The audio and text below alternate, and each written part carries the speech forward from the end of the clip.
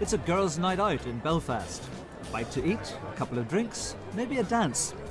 But for one of these young women, meeting new people can be a stomach-churning ordeal. They don't know me,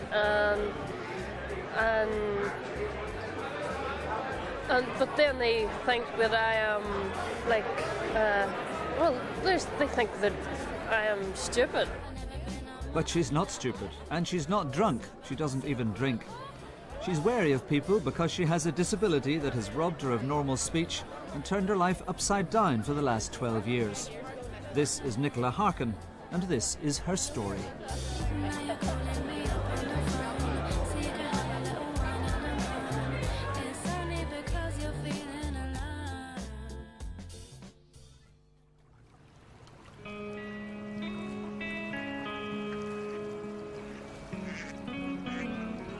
Welcome aboard the Maid of Antrim, taking a very special group of passengers on a tour of Lough Neagh. So we start off here. I first met Nicola through Speech Matters, the charity running today's trip. Speech Matters supports people like Nicola who have aphasia, a disability that comes when a stroke or a head injury damages the part of the brain that controls communication. My ma said it's outside. Yeah, everyone has a different cure for seasickness, but there just isn't one. And there's no cure for aphasia either.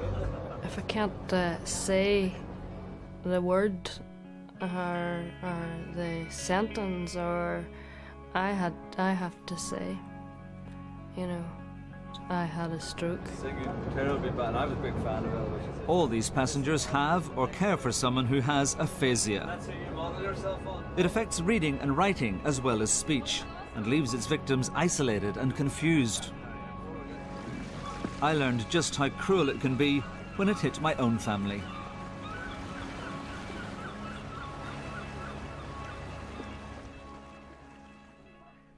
So we reckon this is December 1994. Yeah, I think so.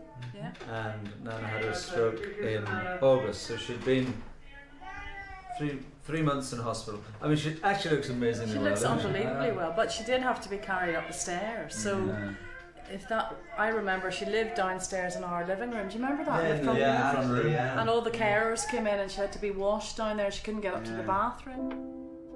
My mother-in-law, Pat, suffered a severe stroke when she was in her 60s. She'd been the liveliest of women, a stalwart of the local amateur drama scene, the life and soul of any party, and a playful and devoted grandmother.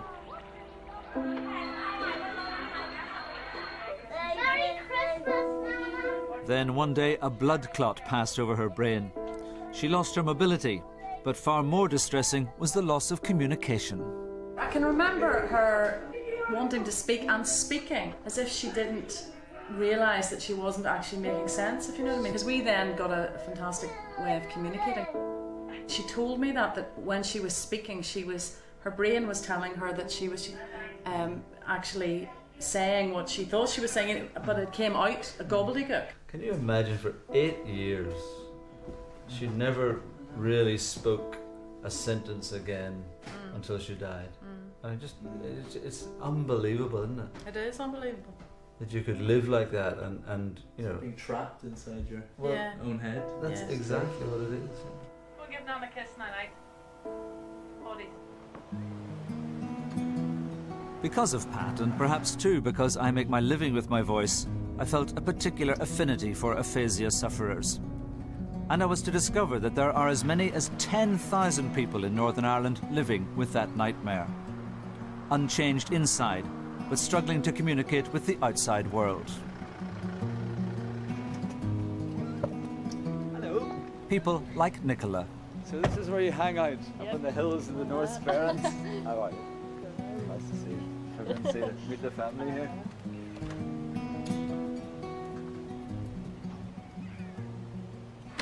Cormilla consists of 3 housing factories: the village, the estate, the main house and the cottages.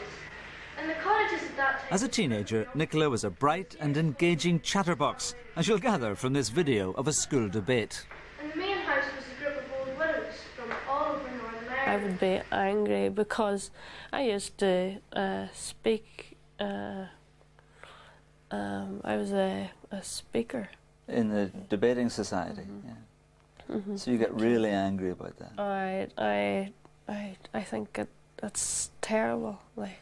And if you get angry, does that make your speech worse? Yep. Yep.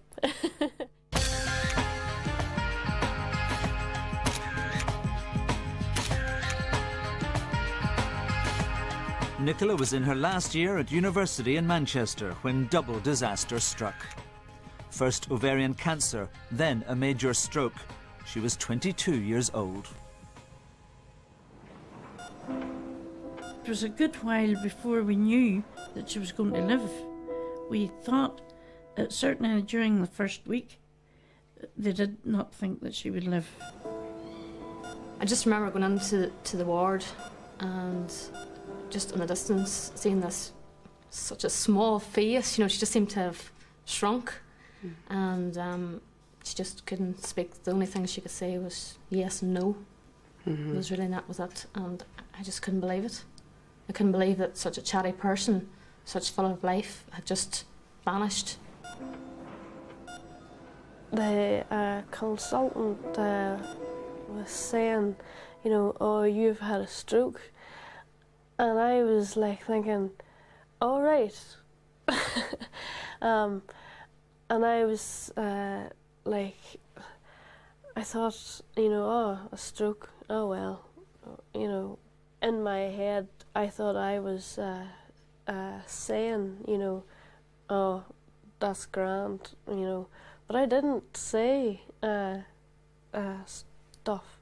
You thought you were speaking, but you weren't speaking. Is that I what you did. mean? It was in my head that I was speaking. It was weird. It was devastating because that was the year that we expected her to come home with a qualification and go to work, and her life would be look good at that stage. But instead, everything was turned on its head, and I mean, it was like to despair, to tell you the truth. Nicola's return home to the farm in Swatra meant massive adjustment for everyone to the new realities of life for their sister and daughter. It was absolutely terrible. At a shock, you certainly never get over it, but you pick up and do the best you can, and then that's how it was. We thought the worst at the time, but sure, things have turned out not so bad. The family's only too familiar with communications problems. Gareth's Down syndrome has robbed him of speech, but even that didn't prepare them. We grew up with Gareth, and Gareth never had speech. He was smart in his speech, but not a way lot, and sort of grew up, and we can communicate with him all with signs, and we would sort of get going fairly well. But then when Nicola came over, it was totally different, because we were more used to her blathering away and shouting and such. But that was a big change now, because I didn't actually go over to visit Nicola when she was sick, and whenever she came home, it was an awful, awful sight. You wouldn't think it to look at her now, you wouldn't believe it. So what was it like suddenly having a sister who couldn't talk back to you? Well, you would think now it was great, but no, it wasn't. it was to see what she had to go through would have broke your heart. Just as simple as that. What I never forget is the day that you were recovering in your room, and it just all seemed to hit you so hard, and you were in tears, and you just kept repeating the one thing that you repeated was that I want to die, I want to die. And I sat in the room and I was thinking, right, how do I be positive here because of what you'd come through? I'll never ever forget it, because I just had to keep telling you that you're, like James says, like a fighter, and you've beaten cancer so far. You're going to beat the stroke, but your only answer was still, I want to die. And I did not know how to handle it. I was depressed, and I'm going to cry now.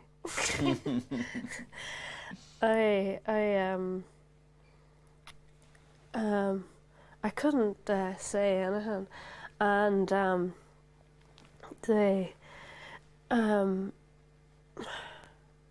remember people was coming to us, and I went to bed. I didn't want to see anybody, and I could hear like people coming. You just wanted to hide away from the world. Well, I wanted to die, like, you know. But she was indeed a fighter. Physiotherapy put her back on her feet after a few months. But learning to talk again was much more difficult.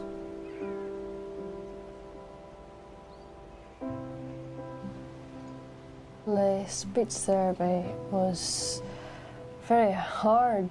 It was hard for me. People would think that it's not, but it was.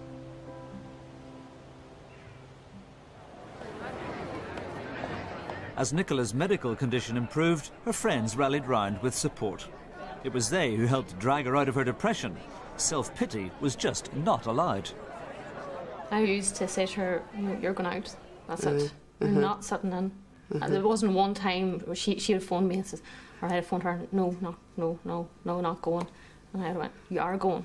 That was it. You are going, and I made her go. I know you're great at getting her made her go. To go out. You know, even if she didn't want to, just this right. Even if you're only standing there and just listen to the crack of everybody else, as long as you're getting out. So, you know, she kept going out. That was the main thing. Getting Nicola out was the easy part. The friends then had to work out effective and sensitive ways of dealing with her condition.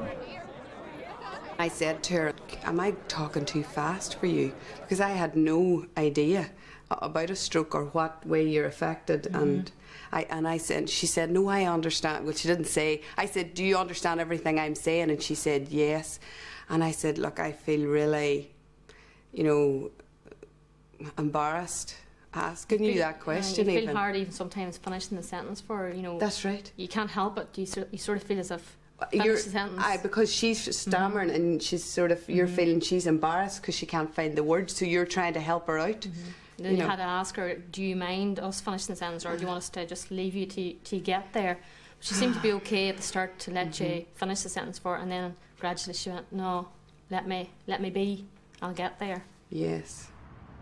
When her NHS speech therapy stopped after less than a year, Nicola found Speech Matters under this group in Cookstown. She just walks off, and I says, "Well, as my mother-in-law discovered, these groups are a lifeline. No, that's A speech therapist guides games and conversation. It's relaxed and safe. Japan. I love to go there, and they think that it's like good crack, and you know, and You're a lot younger than all the other people, though. Does that? I know. Do you even notice that? Does it bother you?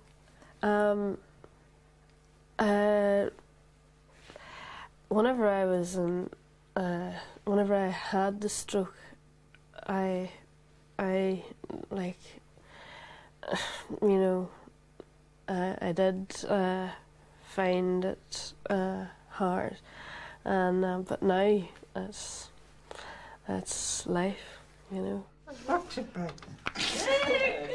Throughout my years of involvement with Speech Matters, I've been amazed and humbled by the buoyant good humour of our members. I'm going to meet You, Ulster. Even the worst affected have a remarkable ability to stay cheerful. That's what he's saying. Portugal. Portugal. Yeah? Go. Okay.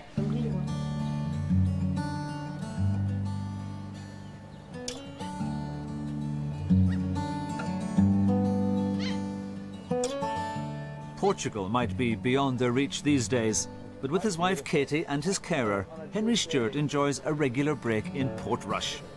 It's 3 years since a stroke stole his speech.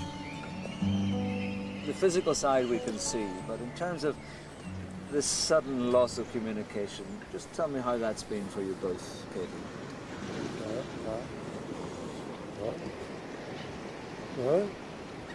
You understand, just to make this absolutely clear, you understand everything and you can process everything in your head, you just can't get it out.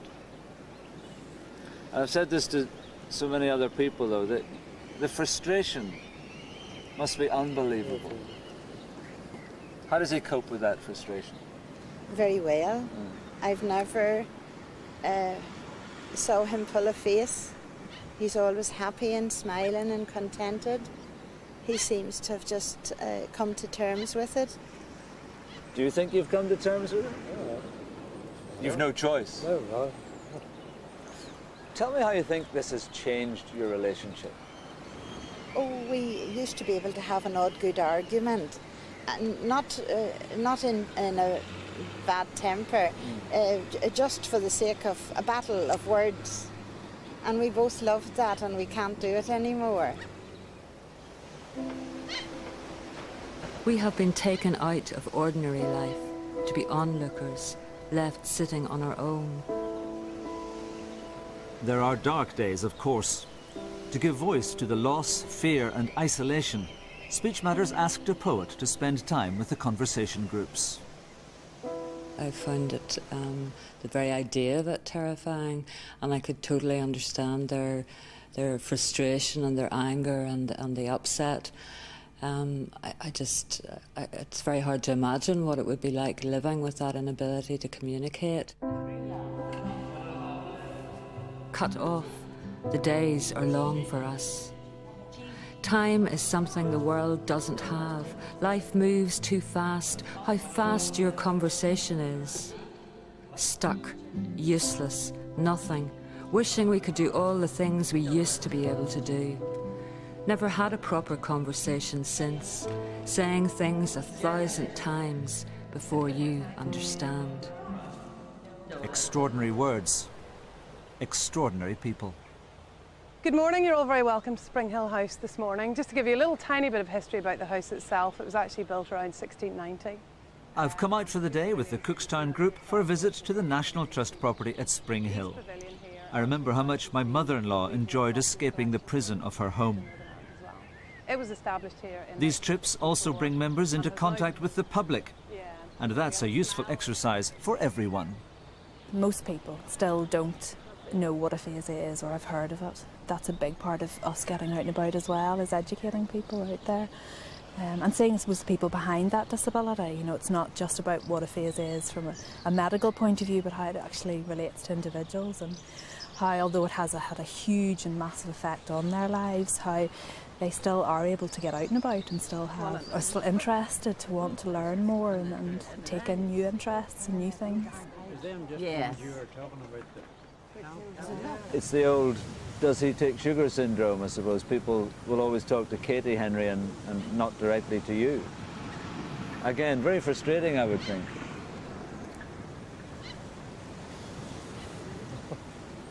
I mean, how do you find that? I mean, well, if someone asks me how he is, I'll say, ask him. And do they?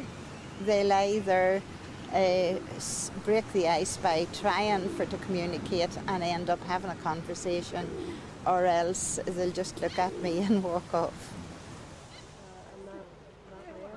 Sometimes this lack of sensitivity provokes an indignant response. I've seen her on occasion, just she uses it like shock tactics. I had a stroke, you know, and then people sort of taken aback, and then they have to sort of nearly apologise, or then they'll be patient. It's not only strangers who avoid contact. With my mother-in-law, I saw how friends too began to fall away, increasing her isolation. Nicola knows this too. It's hard to forgive friends who can't deal with your problems, and at the time you need them most, just snap the thread of friendship. They just went. They just saying see you later. But, well, they didn't say that. they just went. You know, it's like, and I was, later on, whenever I was all right, I was walking Mahara, and she was going that way, and then I was going that way, and the next thing she just walked Across the road. and I was, I cried again. And So that was very hurtful. very, very hurtful. I don't know if they felt maybe there's such a change in her, maybe they couldn't handle that, you know. It's maybe hard to see somebody that is so lively and bubbly and up for a night out and what, and then the next thing that sort of disappears for a while. Maybe some people can't handle that. Did you talk to those friends about Nicola? I think we just We left just it. left it. You know, we sort of. I always think as well in life, everybody, when the going gets tough, you know when your true friends, who your friends are, and this was Nicola's time to find out. You know, and it was tough for her because at that time you need everybody that you can You do. help from all sides. Everybody's you know. different personalities, so you need to grab the different things from everybody. You know, everybody has something else to give. That's right. Nicola has taken huge strides in the last 12 years, but still faces many challenges. Getting a job, for example. Always interested in how the body works, Nicola's learnt reflexology and other therapies, which she practices on clients at a Coleraine residential home where she used to work in her school holidays. It was good. It was very good. enjoyed it. And how does reflexology work? It relaxes people, and they love it. Well, I hope. It's very good, very relaxing. In fact, I could nearly fall asleep while she's doing it. You started off as a podiatry student. Obviously, since your stroke, you haven't really been able to do a job, but what would you like to do? Ooh. Well, I love this. I know that I have the speech, but I am scared of people saying stuff about me, but I'd love to do a photography course or art. Is that all right? Yeah. Did you say you wanted brown bread, Nicola? Earning a wage is only one step towards independence, but aphasia builds other barriers. As long as she lives with her family, Nicola has help in dealing with things that the rest of us don't even have to think about. Part of her aphasia is the problem that she has with numbers.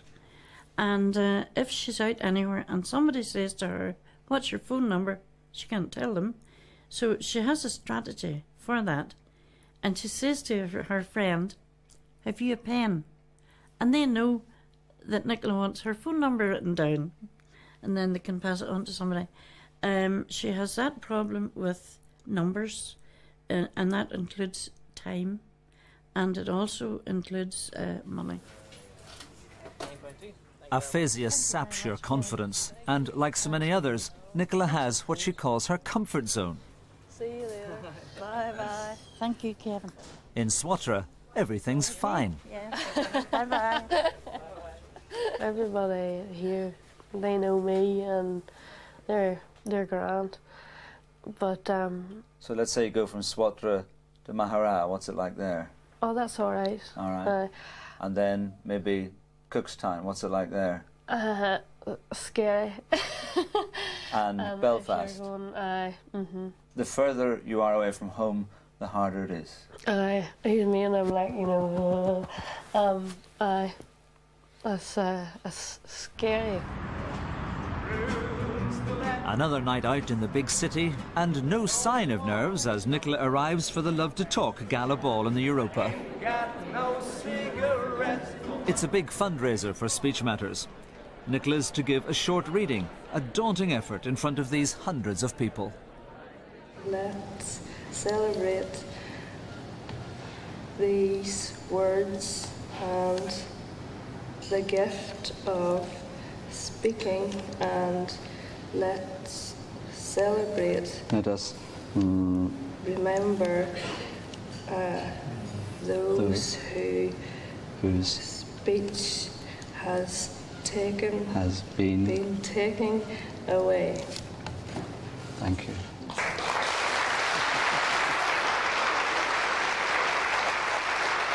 She was practicing it, and I didn't realise how difficult it was for her actually to read even small words. She has to like finger out the first letter of the word, to just so that she can learn or to say the word. And I hadn't realised how difficult it was for her. Life just is difficult with aphasia.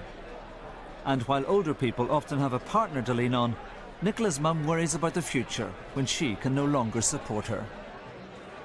My fear is that after we're dead and gone, somebody might come along and disadvantage her in some way, because she does need somebody. She needs a caring person and an honest person to maybe live with her, or support her. I mean, she's not able to be independent. After so much effort, still so many pitfalls. Yet, like my mother-in-law and so many others I meet, Nicola faces them all with patience and courage, always looking forward. I don't look back now, because I would. I don't want to look back, because their life are bits and pieces. It was very dark. I don't want to go back with the dark days. Nicola's journey of recovery is not yet over. But what she needs most, like all the others, is the self-confidence that would come from knowing that the rest of us understand just how it is to be lost for words.